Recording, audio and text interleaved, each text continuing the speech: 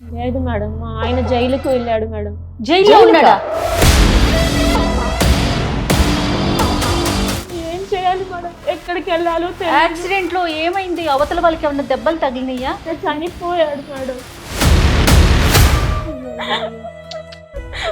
3 నెలలు అవుతుంది మేడం, ఇంకా రాలేదు.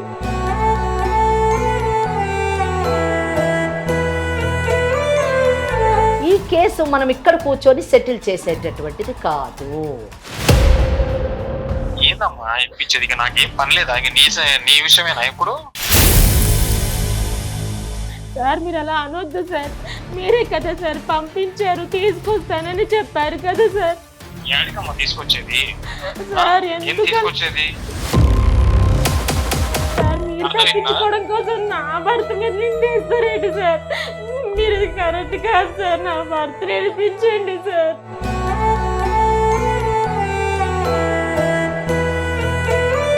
ఆయన జైలుకి పోతే ఇప్పుడు ఏమో ఇలా మాట మార్చేస్తున్నారు అమ్మా సార్. మీరు మంచిగా మాట్లాడి, అర్థం అవుతుందా పుష్ప? నువ్వు మంచిగా మాట్లాడు. 5 లక్షలు డబ్బిస్తా అని చెప్పి మా ఆయనకేమో ఆశ పెట్టి పంపించేశారు కదా సార్. నేను ఎప్పుడు చెప్పానమ్మా 5 లక్షలు డబ్బులు ఇస్తా అని? ఏందమ్మా నీ పరిస్థితి, నీ పిల్లల పరిస్థితి? సరే నేను చూసుకుంటాలే. ఏంటి సార్ మీరు చూసుకుంటారు? ఉండు. సార్ మిమ్మల్ని నేను ఒక అన్నలా భావించాను సార్, మీరు ఇప్పుడు ఆ మాట అనడం కరెక్ట్ కాదు సార్. చూసుకుంటారు, నేను చూసుకుంటా. బానే ఉంటావు సార్ సార్ ఒకటి చెప్తున్నా సార్, మర్చిపోవాడు, బయటికి రాడు, అది టైం పడుతుంది కానీ నేనున్నా నీకు. అతనికి చట్టం అంటే అంత చిన్న చూపు ఉంది. నన్ను ఏం చేయగలదు చట్టం అని అనుకుంటున్నాడు. కానీ నేను చెప్పాను కదా దానికి రెమెడీ ఏంటని. ఆ విధంగా చేసినప్పుడు ఇతను బయటకు వస్తాడు.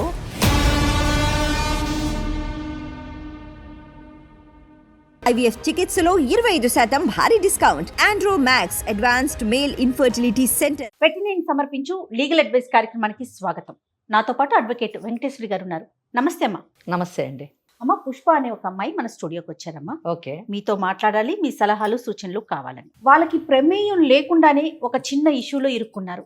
కుటుంబం మొత్తం అతలాకుతలమై రోడ్డు మీదకి వచ్చేసిన పరిస్థితి. ఏం చేయాలో అర్థం కావట్లేదు అని చెప్పి సుమన్ టీవీ నా దాకా వచ్చారమ్మా. ఓకే. అమ్మాయి మన దగ్గరే ఉంది పుష్ప.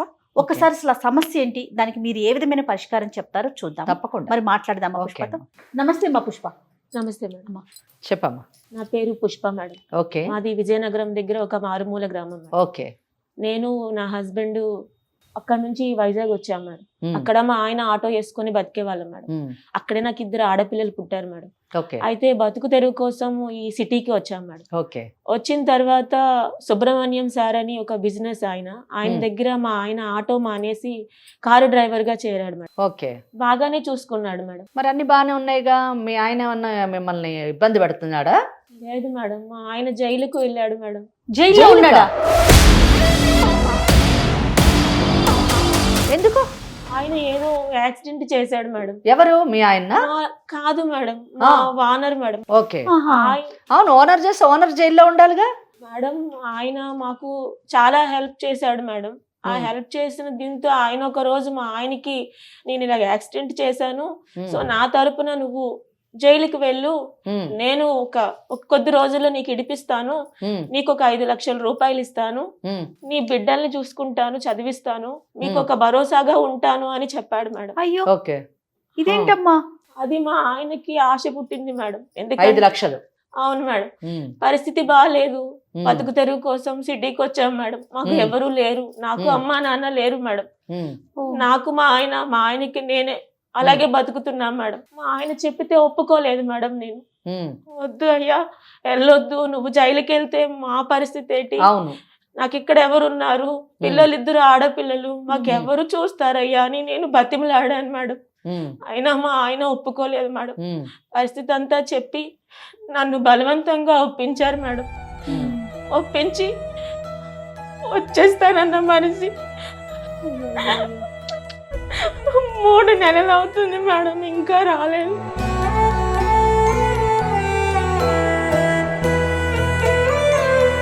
మరి అతని దగ్గరికి వెళ్ళావమ్మా? ఓనర్ తో నువ్వేమన్నా మాట్లాడావా? మేడం వెళ్ళాను మేడం. వెళ్తే లోపలికి పిలిచేవాడు. నేను తీసుకొస్తాను పుష్ప, నువ్వు వెళ్ళిపో అని మాటికి అలాగే చెప్పి పంపించేసేవాడు మేడం. అలా మళ్ళీ రెండోసారి కూడా వెళ్ళాను మేడం. వెళ్తే నీకెందుకు, నేను పంపిస్తా అన్నాను కదా, నేను ఇడిపిస్తాను, నువ్వు వెళ్ళిపో అని చెప్పాడు మేడం. ఏం చేయాలి మేడం, ఎక్కడికి వెళ్ళాలో తెలియదు. యాక్సిడెంట్ లో ఏమైంది? అవతల వాళ్ళకి ఏమన్నా దెబ్బలు తగిలినాయా? చనిపోయాడు మేడం. నీకేం కావాలమ్మా మరి ఇప్పుడు? మేడం నాకు డబ్బులు వద్దు మేడం, నాకు మా ఆయన కావాలి మేడం. నా ఇద్దరు పిల్లలు తండ్రి కోసం ఏడుస్తున్నారు మేడం. అంతే కదా మరి. ఎక్కడికి వెళ్ళాలో తెలియదు మేడం. 2-3 రోజులుగా సుమన్ టీవీని ఆశ్రయిస్తున్నాను మేడం. నాకు ఈ రోజుకి నాకు అవకాశం దొరికింది మేడం. నా బాధ చెప్పుకోవడానికి నాకు న్యాయం కావాలి మేడం. మీరే ఏదైనా దారి చూపించాలి మేడం. ఇంకా ఈ రోజుల్లో కూడా ఇంత అమాయకంగా ఉన్నారా? నాకు అర్థం కావట్లేదు. ఇప్పుడు అమాయకత్వం ఏముంది? 5 లక్షల గురించి ఆశపడ్డాడు. నాకు అమాయకత్వం అనిపించట్లేదు. ఎందుకంటే డబ్బు గురించి చట్టాన్ని పక్కద్రోవ పట్టించడం కదా. అయితే ఒకటేంటంటే, ఈ అమ్మాయి ఇప్పుడు మేము సుమన్ టీవీని ఆశ్రయించింది, న్యాయం కావాలి, తన భర్త తనకు కావాలి అని చెప్పి ఆశ్రయించింది కాబట్టి తప్పకుండా మనము అండగా నిలవాలి. ఆ అమ్మాయికి సరైనటువంటి దోవని చూపించి ఖచ్చితంగా భర్త బయటకు వచ్చేటటువంటి మనము ఆ అమ్మాయికి న్యాయం చేసేటటువంటి అవకాశం. కానీ నేనేమంటున్నానంటే, కేవలం ఒక 5 లక్షల కోసం భార్య పిల్లల్ని వదిలేసి తను చెయ్యని తప్పుకి జైలుకు వెళ్ళటానికి కూడా ఇష్టపడ్డాడు అంటే వచ్చేస్తానన్న ఒక నమ్మకం ఉందంటారా? ఆ అమ్మాయి చెప్పింది కేసు ఒక్కసారి మనం జాగ్రత్తగా వింటే, 2 పిల్లలు ఉన్నారు. సో ఆ పిల్లలకు మంచి భవిష్యత్తు ఇవ్వాలి, వాళ్ళిద్దరూ కూడా మంచి జీవితం గడపాలని ఈ హైదరాబాద్కి రావడం జరిగింది. సో ఇక్కడ మనకు అర్థమయ్యేది ఏంటంటే, ఆర్థిక పరిస్థితిని మెరుగుపరుచుకోవడానికి హైదరాబాద్కి వచ్చారు. సహజంగా చూస్తాం కదమ్మా ఇవి. ఒక 5 లక్షల గురించి ఆశపడి తన జీవితాన్ని పణంగా పెట్టి భార్యా బిడ్డలను ఏదో ఉద్ధరిస్తాను అని అనుకుని వెళ్ళిన వాడు జైల్లోనే ఉన్నాడు. అది కూడా ఏంటి, చట్టంతోనే అతను ఆటలు ఆడుకున్నాడు. ఇక్కడ మాత్రం 100% ఆయన అమాయకత్వమే, నేను కాదన్ను. అంటే అక్కడ ఓనర్ని నమ్మడం ఒక అమాయకత్వము. చట్టం చాలా కఠినంగా ఉంటుంది. తప్పు చేసేటటువంటి, తప్పు కాదు నేరం, తప్పు అన్న చిన్న మాట. నేరం చేసేవారి పట్ల చట్టం చాలా కఠినంగా ఉంటుంది అన్నది ఈ కేసులోని మనం తెలుసుకునేటట్టు. మరి ఇప్పుడు ఈ పుష్పకి మీరు ఏం చెప్తారమ్మా? పుష్ప ఏం కావాలి? పుష్ప నీకు? నాకు వద్దు మేడం, నాకు నా భర్త క్షేమంగా ఇంటికి రావడం కావాలి మేడం. ఓకే, ఈ కేసు మనం ఇక్కడ కూర్చొని సెటిల్ చేసేటటువంటిది కాదు. ఎందుకంటే ఇది నాన్ కాంపౌండబుల్ కేసు అని అంటారు. నాన్ కాంపౌండబుల్ అంటే సెటిల్మెంట్ చేసేటటువంటిది కాదు. కన్విక్షన్ అన్న పడాలి, లేదా ఎక్విటల్ అన్న పడాలి. అంటే జైలు శిక్ష అన్న పడాలి, లేదా విడుదలన్న కావాలి. ఇక్కడ ఈయన చేసినటువంటి అంటే ఫ్యాక్ట్స్ తీసుకుంటే, వాళ్ళ ఓనరు యాక్సిడెంట్ చేశారు. సో ఈయన బయట పడాలి అంటే ఇతని దగ్గర ఏమైనా సాక్ష్యాధారాలు ఉన్నాయా? ఇండియన్ ఎవిడెన్స్ యాక్ట్ లోని ఓరల్ గా అంటే ఎవరన్నా సాక్షులు ఉండి చెబుతారా, లేదా డాక్యుమెంటరీ ఎవిడెన్స్ ఏదన్నా రాతపూర్వకంగా కానివ్వండి, ఫోన్ కాన్వర్జేషన్ కానివ్వండి, సీడీలు కానివ్వండి, వీడియోలు కానివ్వండి, ఏమన్నా ఉన్నాయా? అవి కానీ ఉంటే ఇతను ఎలా బయటపడచ్చు అన్నది నేను నెక్స్ట్ చెప్తాను. ఉన్నాయి మేడం. ఏముంది? ఆయన ఫోన్లో మాట్లాడినప్పుడు ఫస్ట్ మా ఆయన మామూలుగా మాట్లాడాడు మేడం.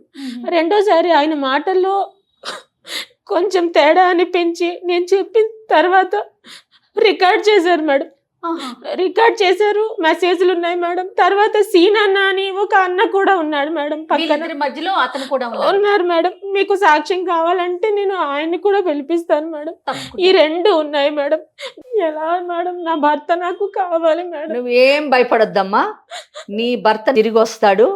ఎవ్వరు సెటిల్మెంట్ చేయక్కర్లేదు, నీకు చట్టమే నిన్ను కాపాడుతుంది. ఒకసారి ఆ రికార్డు వినిపించుమా? Hello sir. సాగర్, ఎక్కడున్నావు? ఇంట్లో ఉన్నాను సార్. ఏం బయలుదేరలేదా? రావట్లే? అదే సార్ మాట్లాడుతున్నా సార్, భార్య ఒప్పుకోట్లేదు సార్. అదేంది సాగర్, ఎందుకు టెన్షన్ పడుతున్నా? నేనున్నా కదరా నీకు. ఎందుకు, ఏంది సమస్య చెప్పు. నేనున్నా, నీకు డబ్బులు ఇస్తా, 5 లక్షలు ఇస్తా, నీ ఫ్యామిలీని సెటిల్ చేస్తా, పిల్లల్ని ఇప్పుడు గవర్నమెంట్ స్కూల్లో ఉన్నారు, తీసుకెళ్లి మంచి కాన్వెంట్ బడిలో వేస్తా. ఇంకేంది నీ టెన్షన్ ఏంది? ఎందుకు భయపడుతున్నావు? అదే సార్ ఒప్పుకోట్లేదు. మా పిల్లలు ఉన్నారు కదా సార్, చిన్న పిల్లలు. పిల్లలు, అరే బాబు సాగరు, నేను సెటిల్ చేస్తా, నేను చూసుకుంటా, ఎందుకు భయపడుతున్నావు? అట్లా లోపల పోతే ఇట్లా బయటకు వస్తావు అంతే, ఏం లేదు. నేను బెయిల్ ఫార్మాలిటీస్ నేను చూసుకుంటా, నేను బయటికి తీసుకొస్తా. నువ్వు ఎట్లా సాగర్ మాట్లాడు, ఎందుకు రా నువ్వు బయలుదేరు, నేను చూసుకుంటా కదా, నీకెందుకు? నేను బయటికి తెచ్చే బాధ్యత నాది.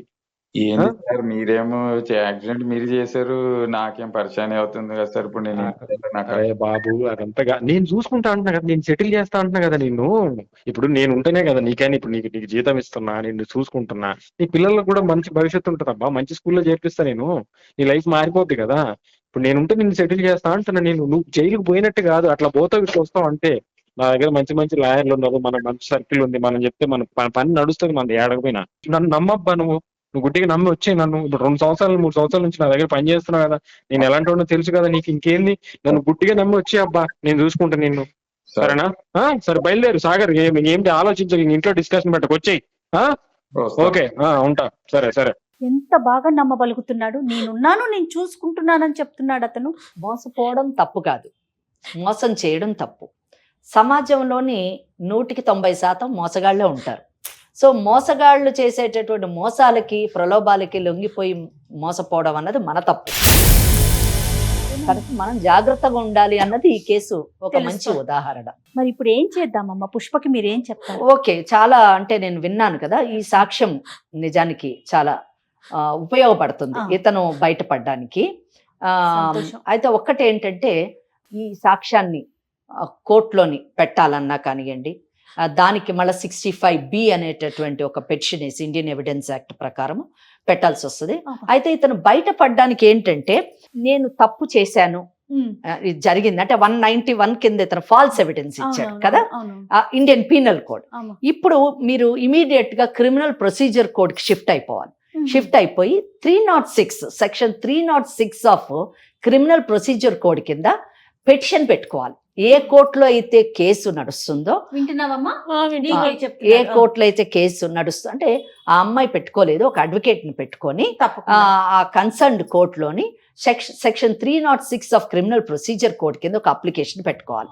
ఏమనంటే, నా వలన ఈ తప్పిదం జరిగింది, దానికి కావలసినటువంటి సాక్ష్యాలు నేను కోర్టులో ప్రొడ్యూస్ చేస్తున్నాను, కనుక మీరు దీన్ని పార్డన్ చెయ్యండి అనేటటువంటి ఒక అప్లికేషన్ పెట్టుకుంటే కోర్టు తప్పకుండా పార్డన్ చేస్తుంది ఇతని యాక్ట్ని. అప్పుడు ఒక ఆర్డర్ పాస్ అవుతుంది. ఎందుకు పార్డన్ చేస్తున్నారు అనేటటువంటి కారణాలు చూపిస్తూ అప్పుడు వాళ్ళు పార్డన్ చేయడం జరుగుతుంది. అప్పుడు FIRని ఆల్టర్ చేస్తారు. ఆల్టర్ అంటే చేంజ్ చేస్తారు అనమాట. అంటే అందులో ఉన్నటువంటి అక్యూజ్ని తీయడమనో లేదా సెక్షన్స్ తీయడమనో ఇలా చేసి ఈ కేసు నుంచి బయటకు పంపించేటటువంటి అవకాశం ఒకటి ఉంది. ఇంకోటి రెండోది, కావాలంటే హైకోర్టులోని కూడా సెక్షన్ 482 కింద క్వాష్ పిటిషన్ కూడా వేసుకోవచ్చు. లేటెస్ట్ డెవలప్మెంట్ తోని ఇది ఉన్నది, ఇట్లా జరిగింది యాక్చువల్గా అని చెప్పేసి 482 కూడా వేసుకునేటటువంటి అవకాశం ఉంది. క్వాష్ పిటిషన్ కూడా అతని మీద ఆల్టర్ అయినప్పుడు అతని మీద ఇవన్నీ పడి అతను కేసు కంటెస్ట్ చేస్తే ఒకవేళ మనం చెప్పలేము, కన్విక్షన్ అన్న పడచ్చు, ఎక్విటల్ అన్న పడచ్చు. అంటే ర్యాష్ అండ్ నెగ్లిజెంట్ డ్రైవింగ్ కాదు అని ఆయన ప్రూవ్ చేసుకున్నాడు అనుకోండి, అతనే వచ్చి పడ్డాడు లేదా తాగి వచ్చి పడ్డాడు అని కూడా చెప్తుంటారు. ఇతను తాగి డ్రైవ్ చేస్తున్నాడు కాదు, ఆ పడ్డవాడే తాగి వచ్చి పడ్డాడు అనేటటువంటి కేసు టర్న్ అయింది అనుకోండి, ఈ విల్ బి క్లీన్, ఎక్విటల్ వెళ్ళిపోతాడు. చాలా జాగ్రత్తగా ఈ కేసు చేయవలసి ఉంటుంది. ఎందుకంటే పెట్టినటువంటి సాక్ష్యాల్లో ఓరల్ ఎవిడెన్స్ ఏం ప్రాబ్లం లేదు. అతను వస్తాడు, విట్నెస్ బాక్స్ లోకి ఎంటర్ అయి చెప్తాడు. As far as this telephone conversation is concern, అతను వచ్చి అసలు నా వాయిసే కాదు అని అనకపోవచ్చు, మళ్ళీ వాయిస్ కల్చర్కి పంపించాల్సి ఉంటుంది. లేదా అది ఎందులోంచి ఆ వాయిస్ ఏ ఫోన్లోంచి ఏ ఫోన్లోకి వచ్చింది అని ఈ డీటెయిల్స్ అన్ని చెప్తూ కూడా 65B పెటిషన్ వేయాల్సి ఉంటుంది. సర్టిఫికెట్ కూడా ఇవ్వాల్సి ఉంటుంది. IVF చికిత్సలో 25% భారీ discount. Andro Max advanced male infertility centre. మరి అసలు ఒక్కసారి ఓనర్ తో మనం ఏమైనా మాట్లాడొచ్చా? తన కన్వర్జేషన్ ఎలా ఉంది అనేది తెలుసుకోవచ్చు. మాట్లాడండి. దాంతోని మీకు నాకు ఆమెకు కూడా తెలుస్తుంది వెదర్ ఆమె చెప్పినటువంటి ఫ్యాక్ట్స్ కరెక్టా కాదా అని చెప్పేసి. లేదా నేను ఇందాక అన్నట్టు ఆ వాయిస్ అసలు నాదే కాదు అని అన్నాడు అనుకోండి, ఏంటి మరి, అది కూడా మనం ఆలోచించాల్సినటువంటి విషయం. ఒకసారి కాల్ చేస్తావమ్మా? మరి చేస్తాను మేడం.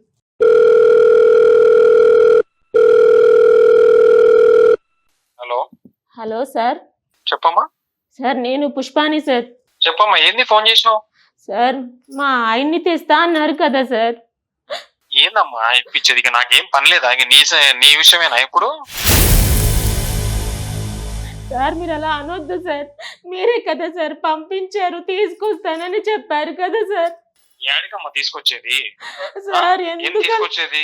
సార్ చెప్పారు, సరే అన్నాను. ఇంకా ఇదే పనా నాకు? నాకు ఎన్ని పనులు ఉంటాయి? సార్ నీకు సేవ చేసుకుంటూ కూర్చోటమేనా? సార్ ఏదో సరే మనోళ్ళు కదా, సరే ఏదో సాయం చేద్దాం అనుకుంటే ఈ పొద్దుస్తమానం ఇప్పుడు మొన్న ఇంటికి వచ్చావంట, అంతకు ముందు ఇంటికి వచ్చావంట, ఆ వాచ్మెన్ చెప్పాడు, ఇంకా పొద్దుస్తమానం ఇదేనా? సరే ఇప్పుడు ఇంటికి వస్తుంది సర్లే అనుకుంటే ఇప్పుడు మళ్ళీ ఫోన్లు. సార్ వినండి సార్, నేను చెప్పకుండా మీరు ఎందుకు అలా మాట్లాడుతున్నారు సార్? 2 సార్లు కాదమ్మా, అట్లా ఎన్నిసార్లు ఫోన్ ఏంది? ఇప్పుడు ఏదైనా పని ఉంటే అయితే చేస్తాం, లేకపోతే టైం పడుతుంది. మీరు ప్రతిసారి ఇట్లా ఫోన్ చేసి విసిగిస్తే అది ఎట్లా, ఏం చేయాలి నేను? సార్ మీరు తప్ప నాకేమి పని లేదా ఇక? సార్ అలా అనొద్దు సార్, మీరు చెప్తే కదా సార్ మా ఆయన వెళ్ళిండు. ఇప్పుడు మీరు అలా అంటే నేను ఎవరికి చెప్పుకోవాలి సార్? నా పిల్లలు అడుగుతున్నారు సార్ నాన్న కావాలని. మీరు 2 నెలలు అని చెప్పారు సార్, ఇప్పుడు 3 నెలలు అయిపోయింది సార్. ఇంటికి వస్తే పంపించేస్తున్నారు సార్. ఇది కరెక్ట్ కాదు సార్, మాకు న్యాయం చేయండి సార్. నువ్వు ఇక్కడ ఏడిస్తే ఏం కాదు, అర్థమవుతుందా? ఫస్ట్ ఆఫ్ ఆల్ మీ ఆయన తప్పు చేయకుండా ఉండాల్సింది. తాగాడు, వెళ్ళి గుద్దాడు, అయింది, జైలుకి వెళ్ళాడు. దానికి ఎవరేం చేస్తాడు? నేనేం చెప్పాను? దగ్గర డ్రైవర్ గా చేశాడు కాబట్టి నా వంతుగా నేనేదో సాయం చేద్దాము, విడిపిద్దాము అనే ఉద్దేశంతో ఒక మాట చెప్పినందుకు ఇట్లా తగులుకున్నావేంది నువ్వు నన్ను? నా చేతులు ఇప్పుడు మీ ఆయన చేసిన పని వల్ల నా కారు ఇరుక్కుంది, నాది ఇంకా స్టేషన్ లోనే ఉంది, నాది రాలేదు. మీరు చేసిన తప్పుకు నేను సఫర్ అవుతున్నా కదా ఇప్పుడు.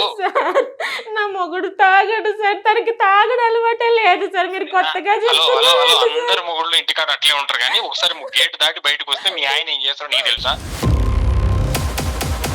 తెలుసు, మీ ఆయన తాగుతాడు సార్. ఇంకా చాలా అలవాట్లు ఉన్నాయి నీ మొగుడికి, ఎందుకు అవన్నీ చెప్పుకుంటే బాగుంటది ఇంకా.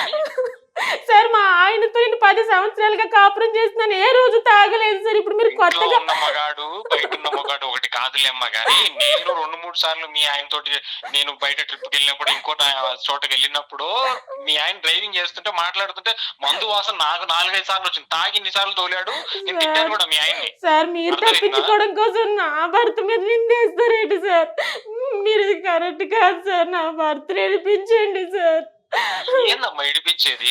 తప్పు చేసాడు పోయాడు, నేను నా వంతుగా చెప్తాను, అది అయితే అయింది, లేకపోతే మీరేదో ఇప్పుడు రుబాబు లెక్క చేయటము, బుద్ధస్తమానం ఇంటికి రావటము, ఇన్నిసార్లు ఫోన్ చేయటము, ఇట్లా చేస్తే అసలు చేసేది కూడా చేయండి. నాకు అసలు ఏం అవసరం నీకు చేయడానికి? అసలు ఏదో నా దగ్గర డ్రైవర్ గా పెట్టుకున్నాను, 2 సంవత్సరాలు చేస్తున్నారు, సపోర్ట్ చేసిన అంతవరకే. నా చేతిలో ఉంటే చేస్తలేదు. బుద్ధస్తమానం ఏదో నేనేదో మీకు అప్పులోళ్ళగా ఏదో బాకీ ఉన్నట్టు అన్నిసార్లు ఫోన్ చేస్తే అయితే చేస్తాను, లేకపోతే లేదమ్మా. మీరు అట్లా అనొద్దు. చూడమ్మా, ఇప్పుడు నేను మీకు చేయాల్సిన దానికంటే చాలా ఎక్కువ చేశాను. 20,000 జీతం ఇస్తాను. ఇవాళ రేపట్లో ఎవరు ఇస్తారమ్మా డ్రైవర్లకి? 15,000 నెలంతా కొట్టుకుంటే 15,000 కంటే ఎక్కువ జీతం. 20,000 ఇచ్చాను, 20,000 ఇస్తున్నాను. ఇస్తున్నా లేదా? సార్ అది మేము పని చేస్తున్నాం కాబట్టి ఇచ్చారు సార్. అవునమ్మా ఇచ్చినాను, అంతవరకే. ఇంకా అప్పుడప్పుడు అయ్యి చిన్న చిన్న అడుగుతా ఉంటాడు, సార్ ఒక 100 కావాలి సార్, ఒక 200 కావాలి సార్, అర్జెంట్ సార్. నాడికి ఫ్రెండ్స్ పోయినప్పుడు ఇంకొకటి చేస్తున్నాడు. నేను చేసిన కాడికి సపోర్ట్ చేసినాను. మొన్న ఏదో పిల్లోడికి ఏదో కావాలనుకుంటే ఒంట్లో బాగాలేదు, ఏదో హాస్పిటల్ అంటే అది ఇచ్చాను. నేను చేసిన కాడికి సపోర్ట్ చేస్తాను కదమ్మా. సార్ మీరు అలా చేస్తున్నారని మీ మాట కాదనలేక మా ఆయన జైలుకు పోతే ఇప్పుడు ఏమో ఇలా మాట మార్చేస్తున్నారు సార్. మీరు మంచిగా మాట్లాడండి, అర్థం అవుతుందా పుష్ప? నువ్వు మంచిగా మాట్లాడు. మీ ఆయన జైలుకు పోయింది, మీ ఆయన తాగి చేసిన తప్పుకు ఆయన జైలుకు పోయినాడు, అర్థమవుతుందా? ఏదో నా కోసం ఏదో ఆయన ఏదో చారిటీగా చేస్తే నా కోసం పోయినట్టు మాట. తాగాడు, గుద్దాడు, పోయాడు. నా దగ్గర పని చేశాడు కాబట్టి నేను బాధ్యతగా బయటికి తెప్పిద్దాం అనుకున్నా, నేను అంతవరకే. అంతేగాని నువ్వు ఏదో డిమాండ్ చేసి మాట్లాడితే డిమాండ్ ఏంటి సార్? డిమాండ్ ఏంటి సార్? మీరు చేసిన పనికి నా మొగుడు జైలుకి వెళ్ళాడు సార్. నేనేం చేశా? ఆగు పుష్ప ఆగు. నేనేం చేశా? నేను సార్ మీరు చేసిన పనికి మీ ఆయన చేయగలిగితే కదా సార్ యాక్సిడెంట్ చేశారు. యాక్సిడెంట్ చేశారు. నేను చేశానా యాక్సిడెంట్? ఎవరు చెప్పారు నేను చేశానని? నీ మొగుడు గుద్దితే నేను ఏడో బయట ఉన్నా, అప్పటికప్పుడు పోయి మాట్లాడినా. నేను బెయిల్ ట్రై చేస్తే రాలే, తీసుకెళ్లి లోపలేసారు. నీ మొగుడు గుద్దితే కారు తాగి చచ్చాడు అక్కడ మనిషి, అర్థమవుతుందా? ఇప్పుడు నా నెత్తిన వేసుకున్న సమస్య నేను చేశానంట. మీలాంటి వాళ్ళు పని వాళ్ళు ఎక్కడ ఉంచాలో అక్కడే ఉంచాలి. లోపలికి రానిచ్చి మంచిగా చూసుకుంటే చూసుకో టైంకి జీతం ఇచ్చి ఇంకా మంచి చెడుకు ఇట్లాంటి వాటికి సహాయం చేస్తే ఇక ఇట్లా నేను నెత్తిన కూర్చుంటారు. ఇప్పుడు నా బుర్ర తింటున్నారు. నువ్వు అసలు ఎందుకు చేస్తావు ఫోన్ నాకు ఊరికే? సార్ మీరు అలా అనొద్దు సార్. 100 పనులు ఉంటాయి. అదిగో అమ్మా విను, నాకు 100 పనులు ఉంటాయి. నువ్వు ఒక్కదానివే కాదు, నాకు 100 పనులు ఉంటాయి. నాకు కంపెనీలు ఉన్నాయి, ఇంకోటి ఉంది, ఆఫీసులు ఉన్నాయి, మీటింగ్లు ఉంటాయి. నాకు బయటకు వెళ్ళేది ఉంటే 100 ఉంటుంది. నాకు ఫ్యామిలీ ఉంది. పొద్దుస్తమానం నువ్వు నీ మొగుడు ఇదేనా నాకు? ఇంకా సార్ నేను మాట్లాడనివ్వండి సార్, మీరే నన్ను మాట్లాడనివ్వట్లేదు. మీరు కావాలని తప్పించుకుంటున్నారు సార్. నా బిడ్డలు ఏడుస్తున్నారు సార్. మీరు డబ్బులు మా చూపించి మమ్మల్ని బాగా అన్యాయం చేశారు సార్. సార్ మాకు డబ్బులు వద్దు, ఏం వద్దు సార్. నా పిల్లలకి తండ్రి కావాలి, నాకు నా భర్త కావాలి సార్. ఇంతకన్నా నేను ఇంకేం మిమ్మల్ని కోరుకోను సార్. దూరంగా వెళ్ళిపోతాను సార్. ఎక్కడికో పోయి బతుకుతాం సార్. చూడమ్మా, మీకు పుణ్యం నా వంతు ఉంటుంది అయితే సార్. చేస్తా, లేకపోతే లేదు, అంతవరకే. మీరు నన్ను డిమాండ్ చేసి మాట్లాడటానికి లేదు పుష్ప, వింటున్నావా? డిమాండ్ చేసి మాట్లాడటానికి లేదు. మీకు మాకు ఉన్న సంబంధం డ్రైవర్ కి ఓనర్ కు ఉన్నది మాత్రమే. పని చేశాడు, యాక్సిడెంట్ చేసుకున్నాడు, గుద్దుకున్నాడు, లోపలికి పోయాడు, తాగి చేసిన తప్పుకి ఇబ్బంది పడుతున్నాడు. నా చేతిలో ఉన్న కాడికి నేను విడిపిస్తా అంతే. నువ్వు ఏదో హక్కు కింద, బాధ్యత కింద ఏదో వచ్చి పొద్దుస్తమానం ఇంటికి అడిగి రావటము, లేకపోతే ఇట్లా ఫోన్లు చేయడం అయితే పద్ధతి కాదు. 2-3 సార్లు చూస్తా, ఈసారి బ్లాక్ చేసి పడేస్తా. అర్థమవుతుందా? సార్ అలా చేస్తే మేము బతకాలి, చచ్చిపోవాలా సార్? మా పిల్లల ముఖం చూసి ఆలోచించండి సార్. మీరు అనవద్దు సార్, ఎలాగైనా నా భర్తను మాకు ఇప్పించండి సార్. మాకు డబ్బులు వద్దని మీకు చెప్తున్నా సార్. ఏం డబ్బులమ్మా? డబ్బులేంది? కొత్త డబ్బులు మాటలేంది? డబ్బులు ముచ్చటేంది? డబ్బులేంది? సార్ మీరు అనే కదా సార్ నా మొత్తం పంపించేశారు. ఏనేం డబ్బులు అన్నమ్మా? 5 లక్షలు డబ్బు ఇస్తా అని చెప్పి మా ఆయనకేమో ఆశ పెట్టి పంపించేశారు కదా సార్.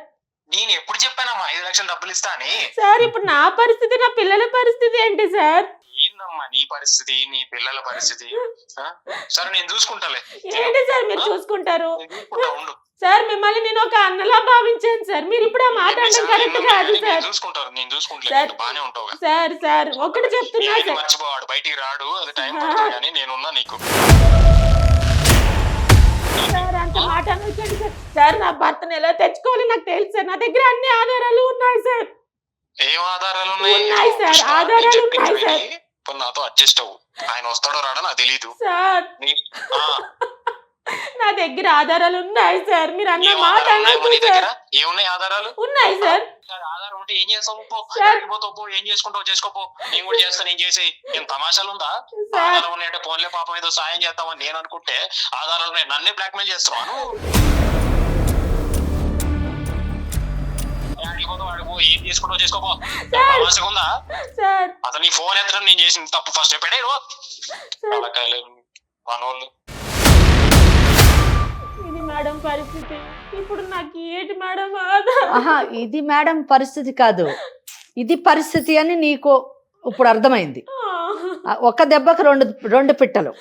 అంటే ఆయన జైలుకి పంపించేసేయాలి, ఈమెని అడ్జస్ట్ అయిపోతున్నాడు, నాతో అడ్జస్ట్ అయిపోయాడు. చూడండి అమ్మా, అతను సో ఈమెని వశపరుచుకుంటాడు, ఈ సిచ్యువేషన్ యూజ్ చేసుకుంటాడు.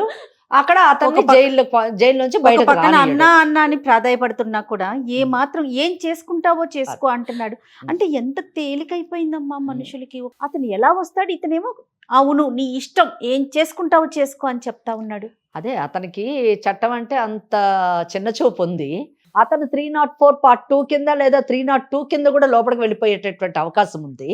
కనుక అప్పుడు అతనికి చట్టం విలువ తెలుస్తుంది, ఇలాగ మనుషుల జీవితాలతో ఆడుకోకూడదని తెలుస్తుంది, ఇతనికి కూడా బుద్ధి వస్తుంది.